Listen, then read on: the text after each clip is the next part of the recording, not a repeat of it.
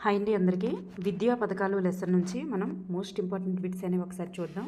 విద్యా పథకాలు plus RTA act ఈ రెండు కూడా మీకు నియర్లీ 200 బిట్స్ వరకు ఉంటాయి. ఒకసారి చూద్దాం. ఫస్ట్ బిట్ మనం చూస్తే మన రాష్ట్రంలో నెప్జెల్ కార్యక్రమాన్ని ఎవరు పర్యవేక్షిస్తున్నారు? నెప్జెల్ కార్యక్రమాన్ని ఎవరు పర్యవేక్షిస్తున్నారు? Option 2 is right answer. Option 2 is right answer. SSA. పాఠశాలలలోని బాలబాలికలకు వృత్తి విద్యను కల్పిస్తున్న విద్యా పథకం ఏమిటి? పాఠశాలలోని బాలికలకు వృత్తి విద్యను కల్పిస్తున్న విద్యా పథకం ఏమిటి? నెప్జెల్.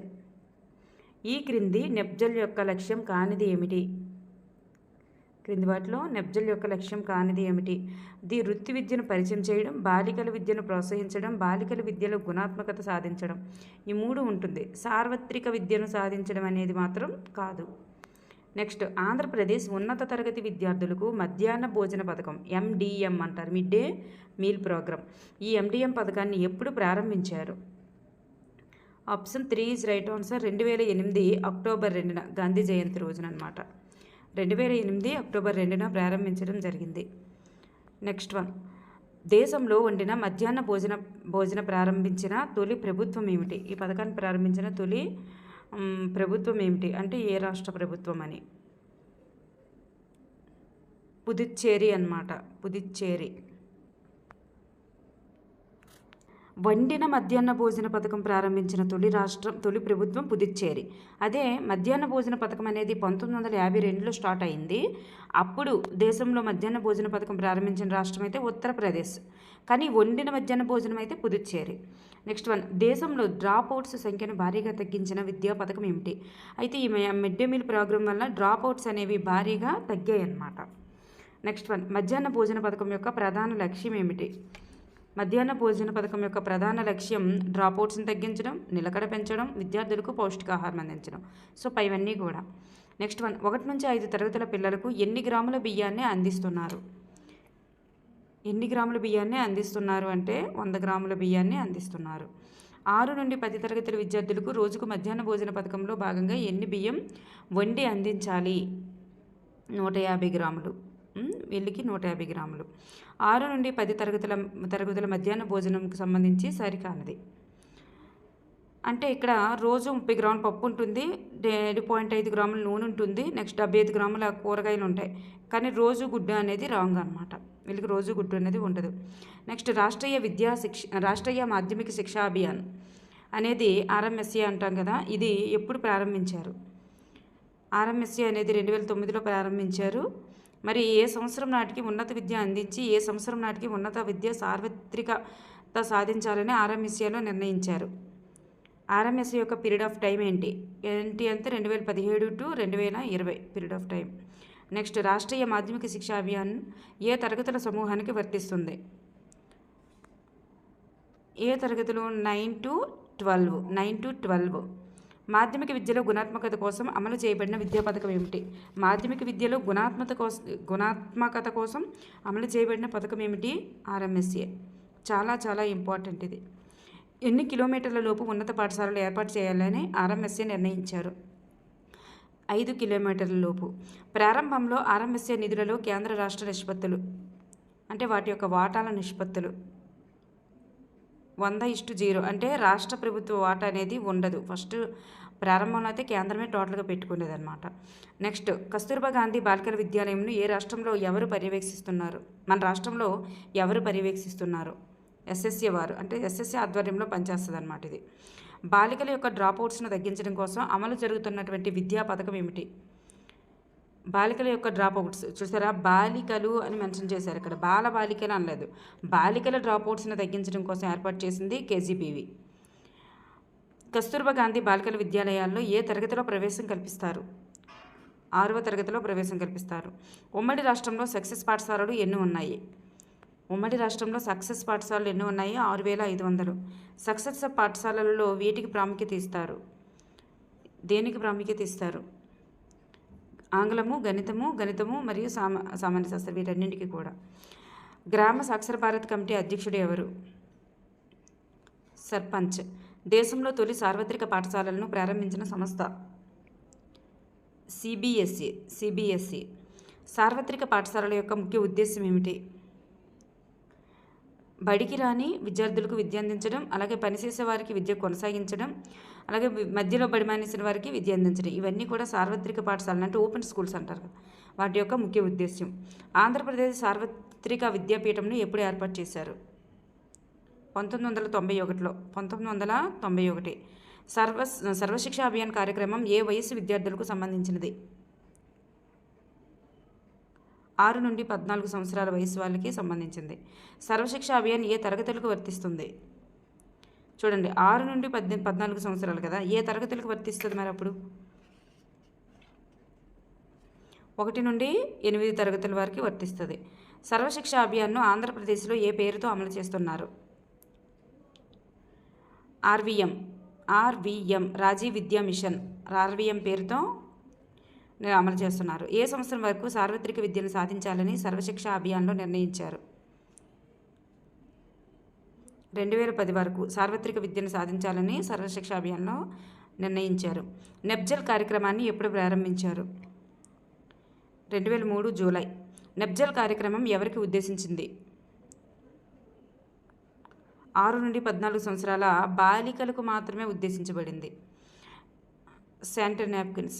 మధ్యాహ్న భోజన పథకాన్ని తొలిసారిగా ప్రవేశపెట్టినటువంటి రాష్ట్రం ఏంటి? ఉత్తరప్రదేశ్. చూడండి, వండిన ఆహారం అయితే పుదుచ్చేరి, వండిన అని మెన్షన్ చేయలేదు అనుకోండి. మధ్యాహ్న భోజన పథకం అని అంటే ఉత్తరప్రదేశ్. మధ్యాహ్న భోజన పథకానికి సంబంధించి క్రింది వానిలో సరికానిది ఏమిటి? ఇక్కడ చూస్తే ఈ కార్యక్రమం ముఖ్య ఉద్దేశం పౌష్టికాహారం అందించడం. మరి దీన్ని ఆగస్టు 15, 1995 ఆగస్టు 15న ప్రారంభించారు. మరి ఇది 1 నుండి 8 తరగతుల వరకు అమలవుతుందని అంటే అప్పట్లో. ఇప్పుడైతే మరి 10వ తరగతి వరకు అమలవుతుంది. సో ఇక్కడ మనకు చూస్తే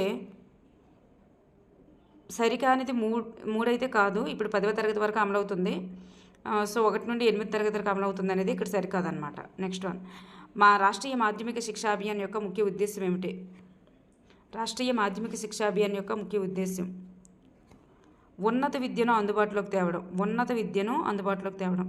కస్తూర్బా గాంధీ బాలికల విద్యాలయాలు ఎప్పుడు స్థాపించారు? కేజీబీవీలు ఎప్పుడు స్థాపించారు? 2004లో స్థాపించారు. బడి మధ్యలో మానివేసిన బాలికల కోసం అమలవుతున్నది. బడి మధ్యలో మానివేసి వాళ్ళు 3 నెలలు దాటిందంటే వాళ్ళు డ్రాప్అవుట్ కింద వస్తారు. వాళ్ళ నుంచి కేజీబీవీలో జాయిన్ అవ్వడానికి ఈజీ అనమాట. కేజీబీవీలో సీట్ రావాలంటే డ్రాప్అవుట్ ఒక 3 నెలలు అయిపోవాలి, వాళ్ళు జాయిన్ అవ్వకుండా బడి మానేసినట్లుగా నమోదైతే తప్పనిసరిగా వాళ్ళకి కేజీబీవీలో జాయిన్ చేయొచ్చు. సక్సెస్ పాఠశాలలను ఏ విద్యా సంవత్సరంలో ప్రారంభించారు? 2008-9.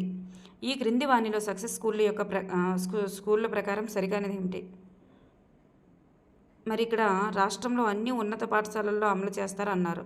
ఇదే రాంగ్. అయితే ఆంగ్ల భాషలో బోధన ఉంటుంది. మరి సైన్స్, గణితానికి ప్రాధాన్యత ఉంటుంది. మరి ప్రస్తుతం రాష్ట్ర సిలబస్నే ఇక్కడ బోధిస్తున్నారనమాట సక్సెస్ స్కూళ్ళలోనమాట. సాక్షర భారత్ను ఎప్పుడు ప్రారంభించారు? 2009 సెప్టెంబర్ 8న సాక్షర భారత్ను ప్రారంభించారు. సాక్షర భారత్ యొక్క ముఖ్య ఉద్దేశం ఏమిటి? మహిళా అక్షరాస్యతను పెంచడం. ఇది గత డిఎస్సిలో ఇచ్చారనమాట. నెక్స్ట్ వన్, విద్యా హక్కు చట్టం ఆర్టీ యాక్ట్ కోసం మళ్ళీ ఒకసారి చూద్దాం. ఇప్పుడు భారత రాజ్యాంగం అమల్లోకి వచ్చినప్పుడు నిర్బంధ ప్రాథమిక విద్య సూచించేటటువంటి రాజ్యాంగ నిబంధన ఏది? నిర్బంధ ప్రాథమిక విద్యను సూచించే రాజ్యాంగ నిబంధన ఏది?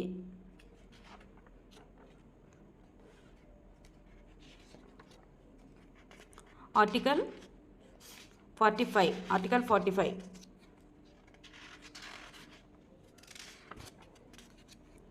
నెక్స్ట్ వన్, రాజ్యాంగంలో పొందుపరిచిన అందరికీ విద్య అందకపోవడానికి కారణం ఏమిటి? రాజ్యాంగంలో పొందుపరిచారు మరి అందరికీ విద్యని, మరి అది అందకపోవడానికి కారణం ఏమిటి? ఆదేశిక సూత్రాలకు న్యాయ రక్షణ లేకపోవడం. విద్యకు రాజ్యాంగ హక్కు కల్పించాలని పేర్కొన్నది ఎవరు? విద్యకు రాజ్యాంగ హక్కు ఉండాలి అని పేర్కొన్నది ఎవరు? ఎస్పాల్ కమిటీ. మరి విద్యకు రాజ్యాంగ హక్కు కల్పించడం కోసం భారత పార్లమెంటు చేసినటువంటి రాజ్యాంగ సవరణ ఏది? 86వ రాజ్యాంగ సవరణ. విద్యా హక్కు చట్టాన్ని కేంద్ర ప్రభుత్వం ఎప్పుడు ఆమోదించింది? 2009 జూలై 2న ఆమోదించింది కేంద్ర ప్రభుత్వం. మరి రాజ్యసభ ఎప్పుడు ఆమోదించింది? రాజ్యసభ వచ్చేసి జూలై 20న ఆమోదించింది. మరి లోక్సభ ఎప్పుడు ఆమోదించింది? లోక్సభ వచ్చి ఆగస్టు 4న ఆమోదించింది. మరి విద్యా హక్కు చట్టాన్ని భారత రాష్ట్రపతి ఎప్పుడు ఆమోదించారు? ఎప్పుడైతే ఆమోదించారో అది ఇక్కడ చట్టంగా రూపొందుతుందన్నమాట, ఒక బిల్ అనేది. ఆగస్టు 26న మరి ఆయన ఆమోదించడం జరిగింది. విద్యా హక్కు చట్టాన్ని ఆమోదించిన భారత రాష్ట్రపతి ఎవరు? ప్రతిభా పాటిల్. నెక్స్ట్ వన్, విద్యను పూర్వ ప్రాథమిక హక్కుగా మార్చి భారత రాజ్యాంగంలో ఎక్కడ పొందుపరిచారు?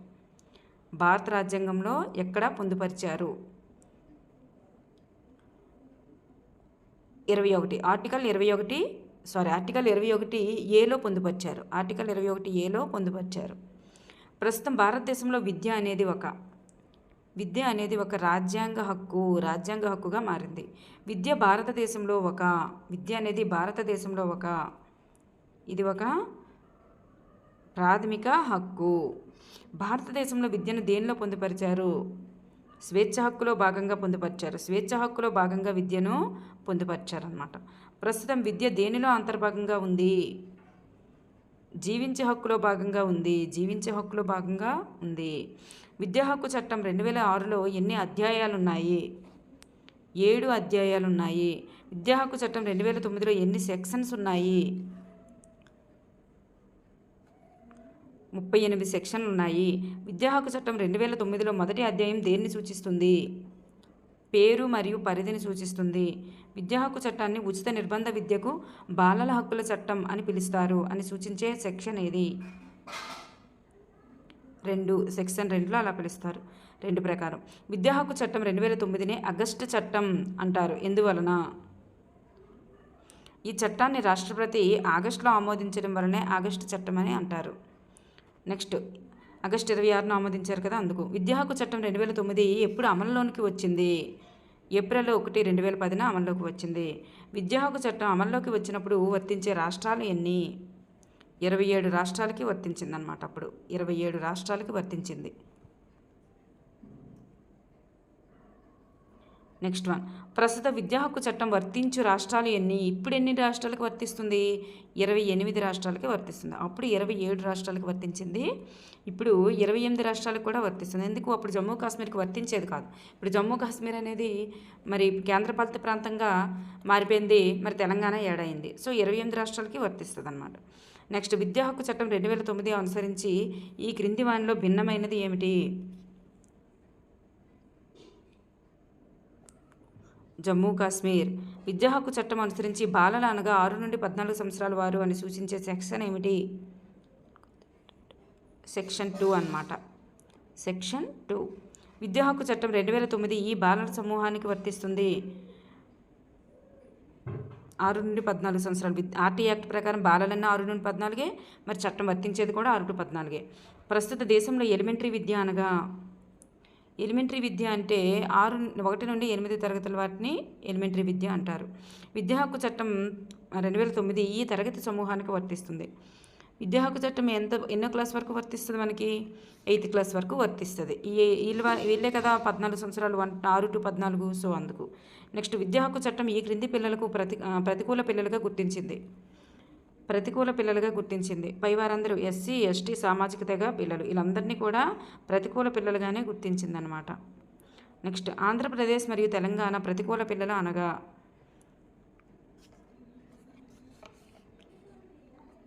వీళ్ళందరూ కూడా ఎస్సీ, ఎస్టీలు, హెచ్ఐవి అనాథులు, అలాగే వీధి కార్మికులు, బాల కార్మికులు, వికలాంగులు, వీళ్ళందరూ కూడా తెలంగాణ ప్రకారం ప్రతికూల పిల్లల కింద వస్తారు. విద్యా హక్కు చట్టం 2009 అనుసరించి క్రింది వారిలో భిన్నమైన వారు ఎవరు? బీసీలు భిన్నమైన వాళ్ళు. వీళ్ళు ముగ్గురు మరి వర్తిస్తుంది అనమాట. ప్రతికూల పిల్లల కింద వస్తే ఇది అనుకూల కింద వస్తారు కాబట్టి. క్రింది వారిలో విద్యా హక్కు చట్టం 2009 అనుసరించి ప్రారంభంలో గ్రామీణ ప్రాంతంలో బలహీన వర్గాల పిల్లలు అంటే ఏంటి? గ్రామీణ ప్రాంతంలో బలహీన వర్గాల పిల్లలు అనగా 60 సంవత్సరాల లోపు వార్షిక ఆదాయం కలిగినటువంటి సంరక్షణ పిల్లలు. నెక్స్ట్ వన్, విద్యా హక్కు చట్టం 2009 బడులను ఎన్ని రకాలుగా వర్గీకరించింది?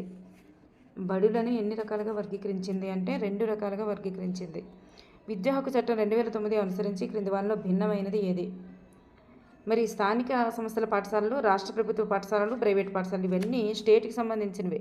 స్టేట్ లోపల నుండి కేంద్రీయ విశ్వవిద్యాలయం అనేది సెంట్రల్ గవర్నమెంట్ కాబట్టి మరి అది మనకి భిన్నమైనది. నెక్స్ట్, క్రింది వానిలో విద్యా హక్కు చట్టం వర్తించిన పాఠశాల ఏమిటి?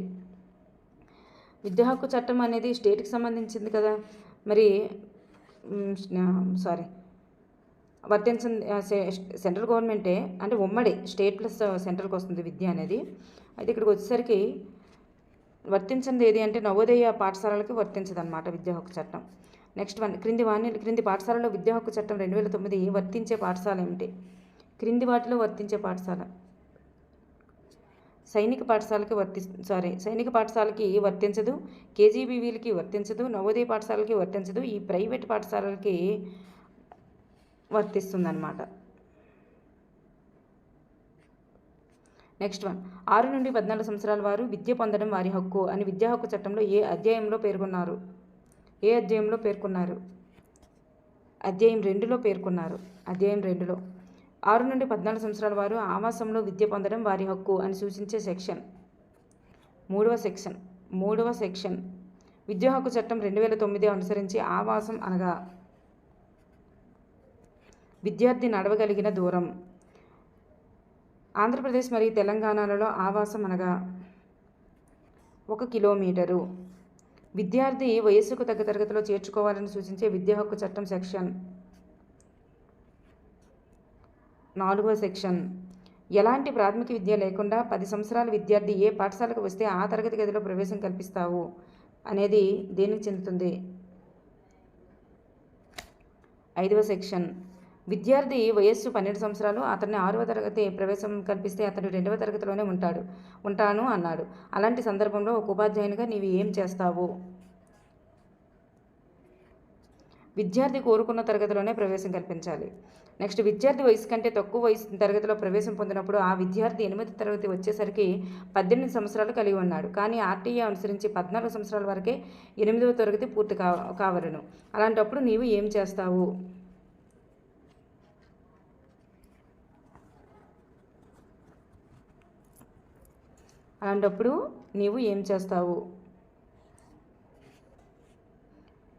వయసుతో సంబంధం లేకుండా ప్రాథమిక విద్య అనేది పూర్తి చేయిస్తామన్నమాట. విద్యార్థికి పాఠశాల నుండి ఏ సమయంలోనైనా బదిలీ కోరే హక్కు కలదు అని సూచించే సెక్షన్ 5. ఒక విద్యార్థి విద్యా సంవత్సరం మధ్యలో బదిలీ పత్రం కోరగా ఒక ప్రధాన ఉపాధ్యాయుని యొక్క విధి ఏమిటి? కోరగానే ఎప్పుడైనా బదిలీ పత్రం జారీ చేయడం. బదిలీ పత్రం లేకుండా ఒక విద్యార్థి పాఠశాల ప్రవేశానికి వస్తే ఒక ప్రధాన ఉపాధ్యాయునిగా నువ్వేం చేస్తావు? ప్రవేశం కల్పించాల్సిందే. విద్యా హక్కు చట్టం 2009 అమల్లోకి వచ్చిన 3 సంవత్సరంలో ఆవాసంలో రాష్ట్ర ప్రభుత్వం బడిని ఏర్పాటు చేయాలని పేర్కొనే సెక్షన్ ఏంటి? సెక్షన్ 6. విద్యా హక్కు చట్టం 2009 అనుసరించి ఎప్పటి వరకు ఆవాసంలో బడిని ఏర్పాటు చేయాలి? 2013 మార్చి 31. విద్యా హక్కు చట్టం 2009ను రూపొందించినది ఎవరు? కేంద్ర ప్రభుత్వమే రూపొందించింది. కేంద్ర ప్రభుత్వం. విద్యా హక్కు చట్టం 2009 అమలు వ్యయమును కేంద్ర రాష్ట్రాలు పంచుకుంటాయి అని ఏ సెక్షన్ పేర్కొంటుంది? 7వ సెక్షన్. విద్యా హక్కు చట్టం 2009 వ్యయంలో కేంద్ర రాష్ట్రాల యొక్క నిష్పత్తి శాతం ఎంత? అంటే వాటి యొక్క వాటాల పర్సంటేజ్ 45:55. అంటే 45% కేంద్రం పెడితే 55% స్టేట్ పెట్టుకోవాలి. నెక్స్ట్, ఈశాన్య రాష్ట్రాల్లో విద్యా హక్కు చట్టం 2009 అమలు కోసం కేంద్ర ప్రభుత్వం ఎంత శాతం నిధులను భరిస్తుంది? ఈశాన్య రాష్ట్రాలలో అయితే 90%, 90:10 వస్తుందన్నమాట. అక్కడ 90% సెంట్రల్ గవర్నమెంట్ ఖర్చు పెట్టుకుంటే 10% స్టేట్ పెట్టుకుంటే చాలు. ఈ చట్టం అమలు కోసం అదనపు వ్యయాన్ని ఏ ఆర్టికల్ అనుసరించి కేంద్ర రాష్ట్రాలకు ఆర్థిక సంఘం నుంచి గ్రాంట్ మంజూరు చేస్తుంది? 280 ఆర్టికల్ ప్రకారం. విద్యా హక్కు చట్టం అనుసరించి కేంద్ర ప్రభుత్వ విధి కానిది ఏమిటి? పాఠశాల ఏర్పాటు అనేటటువంటిది కేంద్ర ప్రభుత్వం చేయాల్సిన పని కాదు. 6 నుండి 14 సంవత్సరాల పిల్లలు ఉచిత విద్యను రాష్ట్ర ప్రభుత్వం అందించాలని సూచించే కమిషన్ ఏమిటి? కమిషన్ 8. సెక్షన్ ఏంటంటే ఈ సెక్షన్ 8. విద్యా హక్కు చట్టం అనుసరించి రాష్ట్ర ప్రభుత్వంకు సముచితమైన విధి కానిది. రాష్ట్ర ప్రభుత్వం యొక్క విధి కానిది ఏమిటి? బడి అభివృద్ధి ప్రణాళికను రూపొందించడం. బడి అభివృద్ధి ప్రణాళిక రాష్ట్ర ప్రభుత్వం చేయదు, ప్రధాన ఉపాధ్యాయుడు చూసుకుంటుంటాడు అనమాట. అది అంటే రాష్ట్ర ప్రభుత్వం కాకుండా ఆ స్థానిక సంస్థలు, అలాగే మండల డిస్ట్రిక్ట్ వాళ్ళు చూసుకుంటారనమాట. అలాగే ప్రధాన ఉపాధ్యాయుడు మిక్సింగ్. నెక్స్ట్, ఈ క్రింది వాటిలో రాష్ట్ర ప్రభుత్వం యొక్క విధులు ఏమిటి? ఇవన్నీ కూడా చూస్తుంది. రవాణా సౌకర్యాలు కల్పించడం, పుస్తకాల పంపిణీ, ఆవాసం, పాఠశాల ఏర్పాటు ఇవన్నీ చేస్తుంది. నెక్స్ట్ 6 నుండి 14 సంవత్సరాల వారి రికార్డు స్థానిక ప్రభుత్వం నిర్వహించాలని సూచించే విద్యా హక్కు చట్టం యొక్క సెక్షన్ ఎంత? 9 సెక్షన్ అన్నమాట. ఈ క్రింది వానిలో విద్యా హక్కు చట్టం ప్రకారం స్థానిక ప్రభుత్వం యొక్క విధి కానిది ఏమిటి? అంటే స్థానిక ప్రభుత్వం యొక్క విధి చూస్తే క్యాలెండర్ నిర్ణయిస్తుంది, మరి వలస కుటుంబ పిల్లలను బడిలో చేర్పించడం, విద్యా క్యాలెండర్ నిర్ణయించడం ఇవన్నీ చేస్తుంది. ఈ పుస్తకాల పంపిణీ స్థానిక ప్రభుత్వం చేసుకునేది కాదు. నెక్స్ట్ 6 నుండి 14 సంవత్సరాల వారి పిల్లల యొక్క తల్లిదండ్రుల విధి 6 నుండి 14 సంవత్సరాల వారి పిల్లలను తల్లిదండ్రుల విధి అని సూచించేటటువంటి సెక్షన్ ఏది? పిల్లలను బడిలో చేర్పించడం వారి యొక్క తల్లిదండ్రుల విధి అని చెప్పేది సెక్షన్ 10. విద్యా హక్కు చట్టం 2009 అనుసరించి 6 నుండి 14 సంవత్సరాల పిల్లలను బడికి పంపించడం సంరక్షకుల యొక్క విధి. అలాగే ప్రతి ఆవాసం పూర్వ ప్రాథమిక పాఠశాలలను రాష్ట్ర ప్రభుత్వం ఏర్పాటు చేయాలని సూచించే సెక్షన్ ఏమిటి? ప్రతి ఆవాసంలో కూడా పూర్వ ప్రాథమిక పాఠశాలలను రాష్ట్ర ప్రభుత్వం ఏర్పాటు చేయాలని చెప్పేది సెక్షన్ 11. పూర్వ ప్రాథమిక పాఠశాల యొక్క ముఖ్య ఉద్దేశం ఏమిటి? పాఠశాల విద్యకు సంసిద్ధుల్ని చేయడం. విద్యా హక్కు చట్టం 2009 అనుసరించి ప్రభుత్వ బడులు ఉచిత విద్య అందించాలని పేర్కొనే సెక్షన్ ఏమిటి? సెక్షన్ 12. ప్రైవేట్ పాఠశాలలు ఎంతమంది ఉచిత విద్యను అందించాలని విద్యా హక్కు చట్టం పేర్కొంటుంది? 25 మంది. 25 మంది ఉచిత విద్యను అందించాలని విద్యా హక్కు చట్టం 25% అనమాట. ఎంత శాతం? 25% వరకు ఉచిత విద్యను అందించాలని విద్యా హక్కు చట్టం పేర్కొంటుంది. ప్రైవేట్ పాఠశాలల్లో 25% సీట్లు అనమాట కేటాయించాలి. నెక్స్ట్ ప్రైవేట్ పాఠశాలలో ఉచిత విద్యను అందిస్తే ఆ ఖర్చును ఎవరు భరిస్తారు? రాష్ట్ర ప్రభుత్వమే భరిస్తుంది. ఒక పాఠశాలలకు ప్రభుత్వం 60% విద్యను అందిస్తుంది. ఆ పాఠశాల ఎంత శాతం మంది ఉచిత విద్యను అందించాలి? 60%. ఏ సాధారణ బడి ప్రవేశ రుసుం మరియు ప్రవేశ పరీక్ష నిర్వహించరాదని సూచించే సెక్షన్ ఏంటి? 13 సెక్షన్. ఒక పాఠశాల ప్రవేశ రుసుం వసూలు చేసిన ఆ పాఠశాలలకు ఎంత జరిమానా విధించవచ్చును?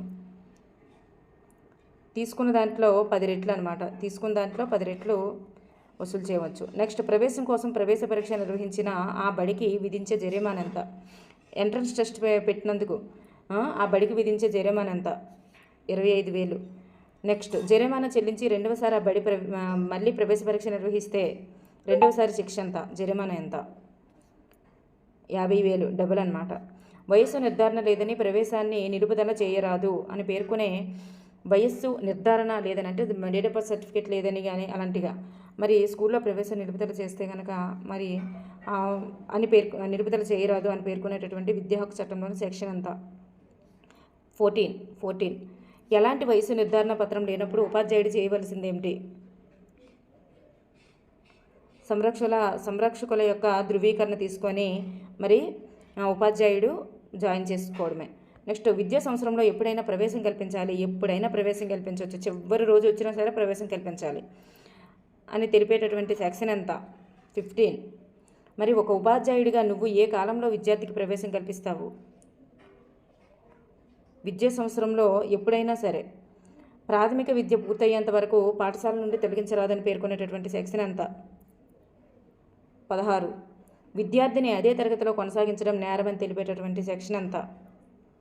16. విద్యా హక్కు చట్టం రావడంతో భారతీయ విద్యా విధానంలో ఈ సమస్య పరిష్కారమైంది. వృధా నిలుపుదల అనేది పరిష్కారమైంది. ఒక విద్యా సంవత్సరంలో 30 రోజులు మాత్రమే పాఠశాలలకు హాజరైన ఒక ఉపాధ్యాయునిగా నువ్వు ఏం చేయగలవు? పేరు తొలగించకుండా అదే తరగతిలో కొనసాగించాలి. నెక్స్ట్ విద్యార్థులను మానసికంగా వేధించడం మరియు శారీరకంగా శిక్షించడం నేరం అని విద్యా హక్కు చట్టంలో ఏ సెక్షన్ పేర్కొంటుంది?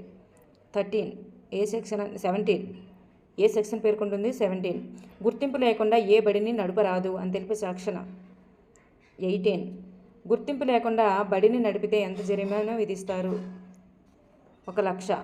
జరిమానా చెల్లించి గుర్తింపు లేకుండా బడిని నడిపితే అంటే ఒకసారికైతే 1,00,000, రెండవసారి కూడా మళ్ళీ అలాగే జరిగితే మరి వాళ్ళకి రోజుకు 10,000 చొప్పున అంటే జరిమానా చెల్లిస్తూ కూడా నడిపిస్తున్నారు అనుకోండి, ఆ 1,00,000 జరిమానా చెల్లించాం కదా అని మళ్ళీ నడిపిస్తే రోజుకు 10,000 చొప్పున వసూలు చేయాల్సి ఉంటుంది అనమాట. నెక్స్ట్ 1. విద్యా హక్కు చట్టంలో పేర్కొన్నటువంటి అన్ని ప్రమాణాలు ఉంటేనే గుర్తింపు ఇవ్వాలని ఏ సెక్షన్ పేర్కొంటుంది? 19వ సెక్షన్ పేర్కొంటుంది. సెక్షన్ 19.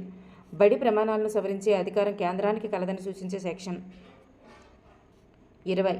పాఠశాలలో బడి యాజమాన్య సంఘంని ఏర్పాటు చేసుకోవాలని సూచించే సెక్షన్ 21. ఈ క్రింది వానిలో ఏ పాఠశాల బడి యాజమాన్య సంఘాన్ని ఏర్పాటు చేసుకోదు? ప్రైవేట్ పాఠశాల. బడి యాజమాన్య సంఘం యొక్క పదవీ కాలం ఎంత? 2 సంవత్సరాలు. బడి యాజమాన్య సంఘంలో ఎంత శాతం సంరక్షకులు ఉండాలి? 75%. 75% సంరక్షకులు ఉండాలి. బడి యాజమాన్య సంఘంలో మహిళలకు ఎంత శాతం రిజర్వేషన్లు ఉండాలి? 50%. 50% రిజర్వేషన్లు ఉండాలి. బడి యాజమాన్య సంఘం యొక్క విధులను సూచించేటటువంటి సెక్షన్ ఏది? 22 సెక్షన్. 22 సెక్షన్. ఈ క్రింది వానిలో బడి యాజమాన్య సంఘం యొక్క విధి కానిది ఏమిటి? విద్యా ప్రణాళిక రూపకల్పన. ఇది అనేది బడి యాజమాన్య సంఘం యొక్క ప్రణాళిక కాదు. బడి యాజమాన్య సంఘం ఏం చేస్తుంది? బడికి అభివృద్ధికి ప్రణాళిక రూపొందిస్తుంది, పాఠశాల పర్యవేక్షణ చేస్తుంది, అలాగే నిధుల పర్యవేక్షణ కూడా చేస్తుంది. అర్హత కలిగిన వారిని ఉపాధ్యాయులుగా నియమించాలని విద్యా హక్కు చట్టంలో ఏ సెక్షన్ పేర్కొంటుంది? 23వ సెక్షన్ పేర్కొంటుంది. మరి ఉపాధ్యాయ అర్హతలను ఈ క్రింది వానిలో ఎవరు నిర్ధారిస్తారు? NCTE నిర్ధారిస్తుంది. విద్యా హక్కు చట్టం అనుసరించి అర్హత లేని వారిని కూడా ఎప్పటి వరకు ఉపాధ్యాయులుగా నియమించుకోవచ్చు? 5 సంవత్సరాల వరకు అర్హత లేకపోయినా ఉపాధ్యాయులుగా నియమించుకోవచ్చు. ఉపాధ్యాయుని విధులను సూచించేటటువంటి విద్యా హక్కు చట్టం ఏంటి? 24. క్రింది వానిలో ఉపాధ్యాయుని యొక్క విధి కానిది ఏమిటి? విద్యా ప్రణాళిక రూపకల్పన అనేది ఉపాధ్యాయుని విధి కాదు. ఉపాధ్యాయుని విధి ఏంటి? ఇవన్నీ కూడా ఉపాధ్యాయుని విధి. విద్యా ప్రణాళిక రూపకల్పన ఎవరు చేస్తారు? SCERT చేస్తుంది, లేదా NCERT చేస్తుంది. అలా ఉంటుంది తప్ప ఈ ప్రధాన ఉపాధ్యాయుడు చేయాల్సిన పని కాదు కదా. నెక్స్ట్, చట్టం అమల్లోకి వచ్చిన తర్వాత ఎంతకాలంలో ఉపాధ్యాయ విద్యార్థి నిష్పత్తిని క్రమబద్ధీకరించాలి? 6 నెలలు. విద్యా హక్కు చట్టంలో పేర్కొన్న మాదిరిగా ఉపాధ్యాయ విద్యార్థి నిష్పత్తి క్రమబద్ధీకరించాలని పేర్కొన్న సెక్షన్ ఎంత? 25వ సెక్షన్. విద్యా హక్కు చట్టం అనుసరించి ఉపాధ్యాయ ఖాళీలు ఎంత శాతానికి మించకూడదు? 10%కి మించకూడదు. ఉపాధ్యాయ ఖాళీలు అనేవి 10%కి మించకూడదు. 10% మించితే మళ్ళీ నోటిఫికేషన్ ఇచ్చేయాలి. ఉపాధ్యాయ ఖాళీలు 10% మించరాదని సూచించే సెక్షన్ ఎంత? 26వ సెక్షన్. ఉపాధ్యాయులను విద్యేతర పనులకు పంపరాదని తెలిపేటటువంటి విద్యా హక్కు చట్టం సెక్షన్ ఎంత? 27. విద్యా హక్కు చట్టం 2009 అనుసరించి క్రింది వానిలో భిన్నమైనది ఏమిటి? ట్యూషన్లు చెప్పడం అనేటటువంటిది భిన్నమైనది. ఎందుకంటే ఇవన్నీ కూడా ఇవి చెయ్యొచ్చు అంటే టీచర్గా చెయ్యొచ్చు ఇవి అవసరమైనప్పుడు, కానీ ట్యూషన్లు చెప్పడం చేయకూడదు కాబట్టి.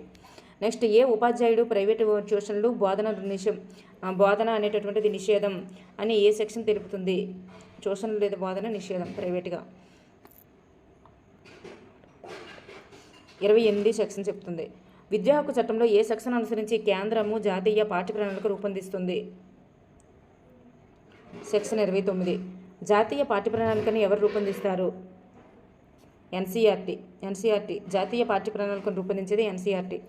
ఈ క్రింది వానిలో జాతీయ పాఠ్య ప్రణాళిక రూపొందించేటప్పుడు దృష్టిలో ఉంచుకోనిది ఏమిటి? ఇప్పుడు రాజ్యాంగంలో పొందుపరిచిన విలువలు గుర్తు ఉంచుకోవాలి, భయాందోళనలు తొలగించే విధంగా ఉండాలి, అలాగే సర్వతోముఖాభివృద్ధిని కూడా పాటుపడేటట్లుగా పాఠ్య విషయం ఉండాలి తప్ప ఇక్కడ ఈ సెకండ్ ఆంగ్ల భాషకు సంబంధించి ఎటువంటిది కూడా దృష్టిలో ఉంచుకోవాల్సిన అవసరం లేదు. నెక్స్ట్, ఎలిమెంటరీ విద్య అయ్యే వరకు ఎలాంటి బోర్డు పరీక్షలు నిర్వహించరాదని ఏ సెక్షన్ తెలుపుతుంది? ఎలిమెంటరీ విద్య వాళ్ళకి ఎలాంటి బోర్డు పరీక్షలు ఉండకూడదని తెలిపే సెక్షన్ 30. విద్యా హక్కు చట్టం 2009 ఎలాంటి మూల్యాంకన విధానాన్ని సిఫార్సు చేసింది? నిరంతర సమగ్ర మూల్యాంకనం.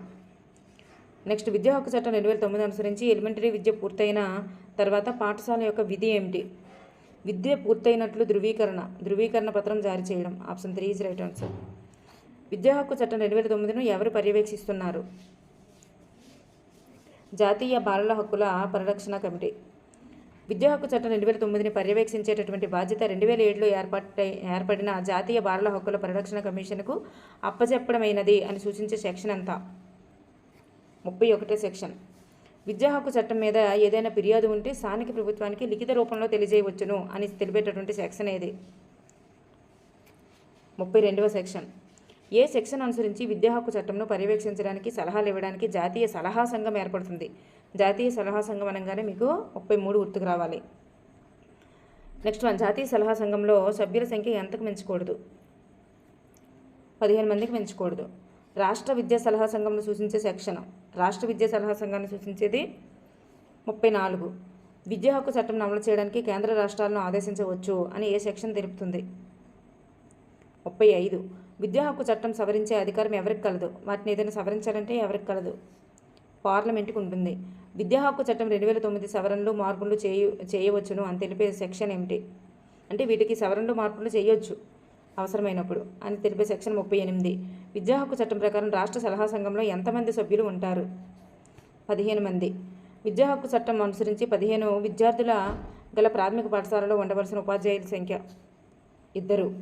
రామాపురం అనే ప్రాథమిక పాఠశాలలో 74 మంది విద్యార్థులు కలరు. ఆ పాఠశాలకు ఎంతమంది ఉపాధ్యాయులు అవసరమని నీవు భావిస్తావు? 3. చూడండి, 3 టీచర్స్. 124 మంది విద్యార్థులు గల పాఠశాలలో ఉండవలసిన ఉపాధ్యాయుల సంఖ్య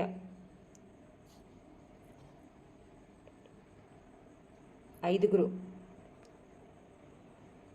విద్యార్థుల సంఖ్య ఎంత దాటితే ప్రాథమిక పాఠశాలల్లో ప్రధాన ఉపాధ్యాయుని నియమిస్తారు? 150 మంది దాటితే. క్రింది వానిలో విద్యా హక్కు చట్టానికి సరిపోలనిది ఏమిటి?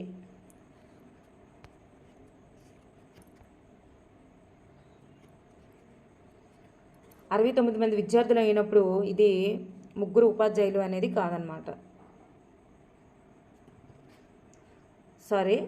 118 విద్యార్థులు అయినప్పుడు 5 ఉపాధ్యాయులు అనేది రాంగు. 118 ఉపాధ్యాయులు అయినప్పుడు 5 విద్యార్థులు అనేది మాత్రం మనకి ఇక్కడ రాంగు. నెక్స్ట్ వన్, విద్యార్థుల సంఖ్య 200 దాటితే ప్రాథమిక పాఠశాలలో ఉపాధ్యాయుల విద్యార్థి నిష్పత్తి ఎంత ఉంటుంది? 200 దాటారనుకోండి, అప్పుడు ఉపాధ్యాయ విద్యార్థుల నిష్పత్తి ఎంత ఉంటుంది? మనకి 1:40గా వెళ్ళిపోద్ది అనమాట. విద్యా హక్కు చట్టం అనుసరించి ప్రాథమిక పాఠశాల పని దినాలు ఎన్ని? 200. 200 ఎవరికి? 1 to 5 వాళ్ళకి 200, 1 to 5 వాళ్ళకి. అదే 6 to 10 వాళ్ళకి 220. చూడండి, 1 to 5 అయితే 200, 6 to 10 అయితే 220. ఒక విద్యా సంవత్సరంలో ఎన్ని గంటలు ప్రాథమిక పాఠశాలల్లో బోధించాలి?